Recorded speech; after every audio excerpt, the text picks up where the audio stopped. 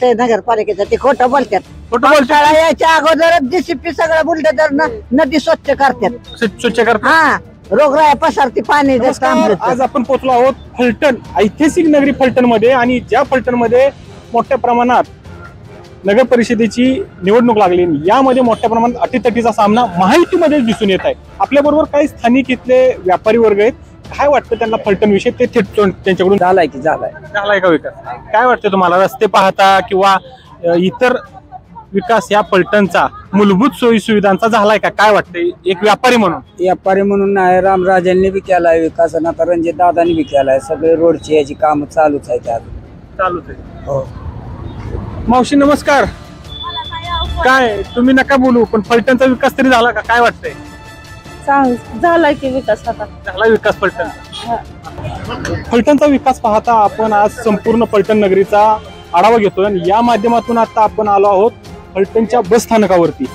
आपलं फलटण बसस्थानक या माध्यमातून ज्या फलटणच्या बसस्थानकावरती चहाचा गाडा आहे, आणि त्या चहावाल्यांना विचारू की आपण कशा पद्धतीने फलटणचा विकास झाला. नमस्कार. काय वाटतं, फलटणचा विकास झाला का? मूलभूत सोयी सुविधा मिळतात का फलटणमध्ये? झालं काय आता त्या तर मावशी म्हणले की रस्ते नाहीत, शाळा नाहीत, बारकी बारकी पोरं इथं बारामतीला शाळेला आम्हाला घायला लागले. तसं त्या फलटणचा आता जर बघितले खड्डे मोठ्या मोठ्या प्रमाणात, पाऊस ह्या वर्षी जास्त होता त्यामुळे खड्डे पडू शकतील. काय वाटतंय तुम्हाला? तुम्ही इथं तुमचा एक चहाचा प्रतिष्ठित स्टॉल आहे, थोडक्यात काय सांगाल? चहाचा स्टॉल आम्ही मजुरी करून चहाचा स्टॉल करतो, पण फलटणचा विकास झाला. रामराजांच्या विचाराखाली विकास फलटणचा झालेला आहे. रामराजेंच्या विचाराखाली हो. इतक्या वर्षी सत्ता त्यांची होती. सत्ता होती, त्यांनी निधी मंजूर करून फलटणचा विकास केलेला आहे. आणि पाण्याचा प्रश्न लोकांचा कायमचा मिटवलेला आहे रामराजेंनी. हो. बॅटरी घेऊन चाललाय तुम्ही? बर बाबा, कुठलं फलटणचा विकास? तुम्ही आता फलटण मध्ये रोज असता, फलटणचा विकास झाला का? काय वाटतंय? खऱ्या अर्थानं 21व्या शतकामध्ये ज्या प्रकारच्या तालुका स्तरावरती शहराला ऐतिहासिक पार्श्वभूमी या फलटण शहराला आहे, आणि यामध्ये अनेक प्रकारच्या सर्व वस्त्या आणि नगर आहेत. मंगळवार पेठ आहे, सोमवार पेठ आहे, शुक्रवार पेठ आहे, आणि नवीन बसलेली फलटणची वसाहत जी आहे, या ठिकाणी सर्व नवीन समाज पोटा पाण्यासाठी कंपन्या आणि गव्हर्नमेंट सेक्टर आणि पब्लिक सेक्टरमध्ये लोक काम करतात. बऱ्यापैकी तो व्यापारी वर्ग आहे, आणि या ठिकाणी नोकरदार वर्ग आहे, आणि बऱ्याच प्रमाणामध्ये ग्रामीण भागामधला तरुण वर्ग पुणे मुंबईला पूर्वीपासून कामाला जात होता. आणि आजच्या काळामध्ये या ठिकाणच्या काही नामांकित कंपन्या या ठिकाणी राहिलेल्या आहेत, आणि परगावची माणसं आणि मुलं या ठिकाणी कामाला आल्यात. लोकांच्या रोजगारांचा प्रश्न माणसांचा आहे. महिलांचा प्रश्न म्हणजे ज्या शिकलेल्या महिला परगावच्या आणि इतर त्यांना काम आहे, पण ज्या अडाणी महिलांच्या हाताला काम नाही. आणि त्यामुळे शहरामध्ये जे वेगवेगळ्या प्रकारची जी व्यवस्था पाहिजे, या शहरामध्ये सुविधा पाहिजेत. प्राथमिक रस्ते, लाईट, पाणी, वीज, इतक्या काही मोठ्या प्रमाणात हे शहर वाढलेलं आहे 20-25 वर्षामध्ये.